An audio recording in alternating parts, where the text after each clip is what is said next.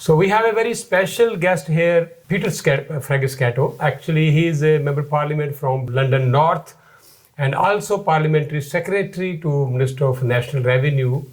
It's tax season, so he has come all the way from London in such a bad weather to share a few very important information with us.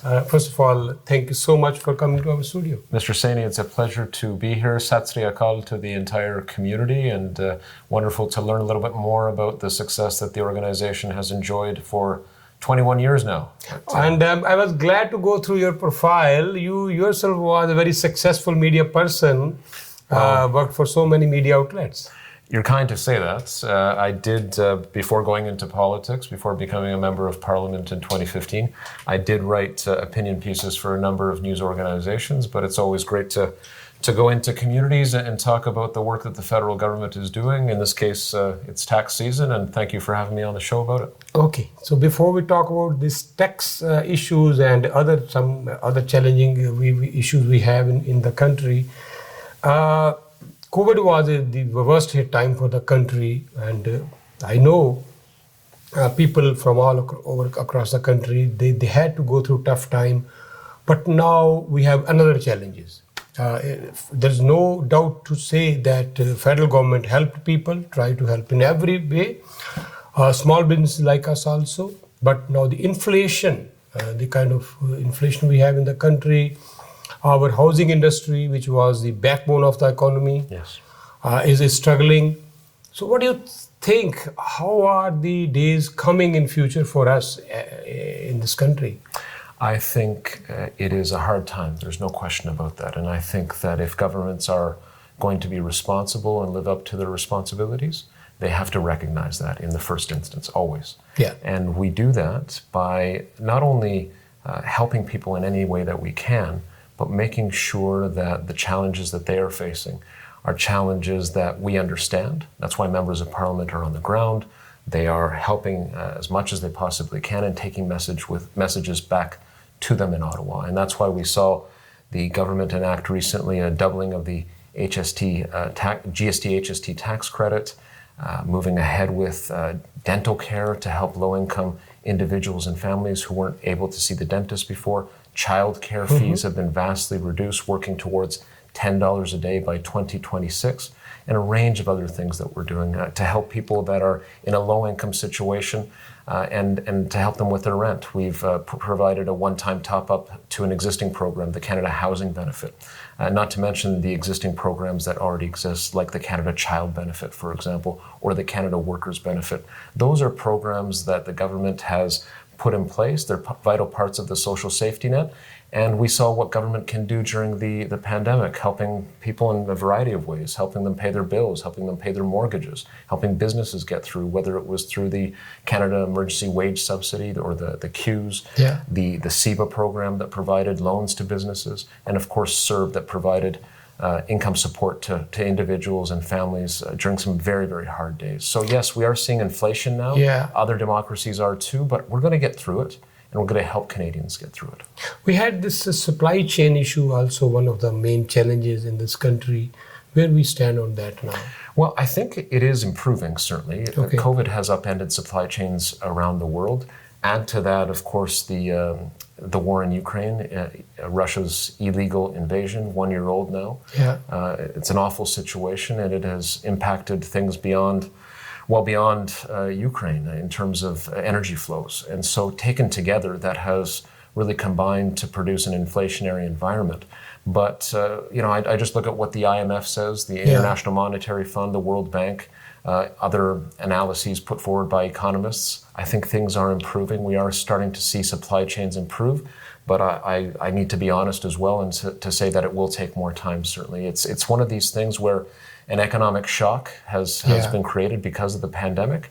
And although things are getting better with respect to COVID-19, the ripple effects that have come from the pandemic are still being felt. Okay, on one hand, we need lots of immigrants in this country, and that's helping our economy, no question about that. Our target is now having 500,000 immigrants in 2025, and I interviewed the Minister of Immigration recently. But we are not at the same pace as far as housings are concerned. So there is red tapeism, whatever other challenges. We are not getting enough houses. We have very slow pace of construction in this housing market. So how we are going to cope with that? I think we have to recognize that, yes, as you say, it is a problem. And that means that governments of various levels have to work together. As you know, most of the solutions when it comes to facilitating the building of housing come at a local level. Zoning, for example, is entirely a municipal issue. But the provincial government and the federal government can assist in that, and we are doing that. We have combined with the provincial government to help in various ways. There's the national housing strategy, of course, when it comes to people that need an affordable home. The federal government is there to assist in the construction of such homes, and that certainly continues. Our immigration program is being tailored. It's moving in a different direction. I won't say different, but the door is being opened to facilitate immigrants to come to Canada who have existing skills where there's a shortage, for example. We need more builders, we need more carpenters, we need more electricians, we need skilled more bricklayers, exactly. So moving in that direction in terms of our immigration, and not forgetting, of course, the need for compassion. Refugees will continue to come to Canada, but that solution that I just talked about is something that Minister Fraser has been working very hard on. And there's the Housing Accelerator Fund that Minister Hussein is going to be putting forward that will help municipalities get over some hurdles that exist, whether it's on permits that maybe aren't able to be given out as quickly because they're not carried out in an electronic form. We can help municipalities with things like permitting, facilitating zoning faster, making sure that more affordable homes are being built. Combine that with more people coming here that have those skills that are in need, I think we'll see more houses built. Okay. During this pandemic, we realized that though we are proud of our health system here in Canada, which is one of the best in the world, no question about that, but the kind of shortage we have in the health sector of the doctors or nurses and all those allied staff, allied people, why don't we have a national level body which can recognize all those people coming here? Because they're struggling. At one hand, the doctors are coming here and driving taxis and doing all kind of jobs. Right. On the other hand side, they really struggle to be recognized. So every province have their own criteria to recognize them. Why don't we have a national level body so that it should be quick and effective? Canada is, as you know, the second largest country in the world. And so if we were to centralize something like healthcare, in fact, it could create more problems than it would solve. But it is recognizing them. Yeah. I mean, yeah. So, no, your point is taken. I think that it's a fair point, certainly, to raise. It's been raised by others.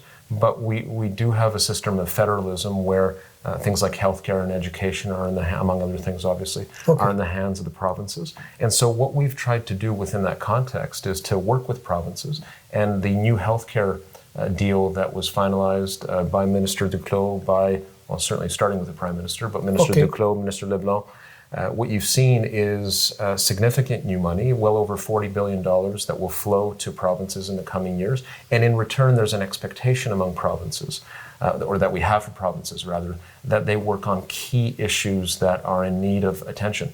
Making sure that more Canadians have more family doctors, for example. Making sure that there's more attention given to mental health and dealing with some of the shortages that exist among doctors and nurses. I know there's challenges with residency in medical school and making sure that Canadian students trained abroad are able to take on a residency in Canadian hospitals. That's going to be worked on, and as part of our health accord with the various provinces and territories, we've found a way to ensure that certainly federal funding flows to provinces as part of our transfer obligations, but that in return there's a need for them to take care of particular challenges that exist in each respective province and territory. Okay, so coming back to now tax issue, what can we expect from Chrystia Freeland in this budget? You have any idea, or would you like to advise or guide our listeners and our audience? We will simply see the budget come into being in the coming weeks and months, so I'm not going to prejudge what may or may not be in there. I think it's fair to say that a more fiscally restrained approach coming out of COVID-19 is necessary. The programs that I talked about earlier were very expensive. That was always going to be the case, because if we didn't put forward those programs, the country would have seen a situation approximating a depression. That's not me talking, that's the former Bank of Canada director, or governor rather, Stephen Polo's talking, other economists. So we did what we needed to do during COVID. And that experience, in fact, shows how important it is to have a robust social safety net in place, and taxation makes that possible. We talk about the things that Canadians need to thrive: good infrastructure, a good healthcare system, a good education system, science and research. All those things that we expect of a prosperous G7 country come from taxation. And one of the things that certainly Minister Le Boutillier, as a National Revenue Minister, has championed and that I'm helping with, is ensuring that more Canadians are filing taxes, particularly low-income Canadians who stand to gain, in terms of the benefits that they can access. By filing taxes, that one can get, that's the way to get access to things like the Canada Child Benefit, the Canada Workers Benefit, the Canada Dental Benefit, so many other benefits that are transformational in people's lives. And even if they haven't filed taxes in recent years, we still encourage people to file taxes, and they can do so with the help of community organizations that run something called the Community Volunteer Income Tax Program. This program exists across the country. There's 3,400 plus organizations taking part. Last year, they assisted 650,000 people. Okay. We're talking about people that are, unfortunately, in a low-income position, but they're our fellow Canadians. And so we have an obligation to reach out, and we do that by this program, the Community Volunteer Income Tax Program, as I said, or the CVITP. Okay. It's administered through the CRA, the Canada Revenue Agency, but the federal government is helping to fund it. And that's why I'm, in fact, in this region, going to various community organizations. I was at Roots, for example, today in Brampton. I'll be seeing the Chinese Association in Mississauga. Okay. Later on, the Dixie Bloor Neighborhood Association with Sonia Sidhu, my great colleague, and with Peter Fonseca as well. You've got a great group of MPs here in the GTA, and they're championing these kinds of issues where the needs of low-income Canadians are front and center. We're going to help them. We're going to help the middle class. That's what this government has always stood for. But making sure that people file their taxes is instrumental for all the reasons that I've just outlined. National revenue is also depending upon our natural resources. Of course. And we are blessed with natural resources, no question about that. So where we stand on that? Well, I think certainly a country like Canada has to look at natural resources, and there's so much here. We have been, as you just said, we've been quite blessed. Yeah. But there is a need also to exploit those resources in an environmentally sensitive and friendly way. And this is, in fact, something that the business community itself is realizing. Investing in projects, yes, but doing so where there is an environmental plan, where communities have been consulted, where Indigenous peoples have been brought in. I don't think we are moving towards a world where oil will simply cease to flow. We will still continue to rely on oil in many ways. But you're seeing already transitions happen in the economy such that for example, electric vehicle sales are up exponentially in Canada, particularly in provinces like British Columbia. But that's going to continue. You're seeing more EV sales here in Ontario. There's a generous rebate that's available that people can take advantage of. Battery plants are going to be functioning and are functioning. We've invested heavily because that's an area of growth. So we're not turning our back on the energy sector. We know that really hundreds of thousands of Canadians work in it. But as transitions take place in terms of moving towards sustainable jobs, that is something that the federal government can assist. So we're trying to help in many different ways and to live up to our environmental obligations at the same time. But if we do so, that opens the door to economic growth. So I think we can have both. Okay. So it's tax season, and every Canadian has a moral responsibility to file the tax, whether you have more income, less income, or even no income.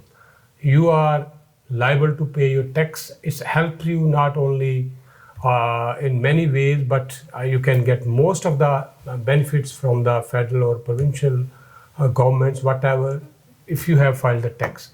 So please file your tax in time. And as Peter has said, that there are so many organizations they can help you. So you talk to your accountant, and if you need any kind of help, we will keep informing you from all those volunteer organizations who can help you in that way. That's right, and they can do it until April 30th. In fact, May 1st, actually, May this year, 1st, because yeah, April maybe 30th is a Sunday. So. April 30th is Sunday, so May 1st is the last day. But please don't till that time. Go before that. Collect right. all of your documents and file your tax well in time, so that you're relaxed and free of all these worries. Absolutely. Thank you so much. Oh, Peter. real pleasure. It was really Thank nice you, to Raj. talk to you. Wonderful talk. Thank you. And please keep coming. I absolutely will. Thank you, everyone. Appreciate it. Thank you. Bye-bye.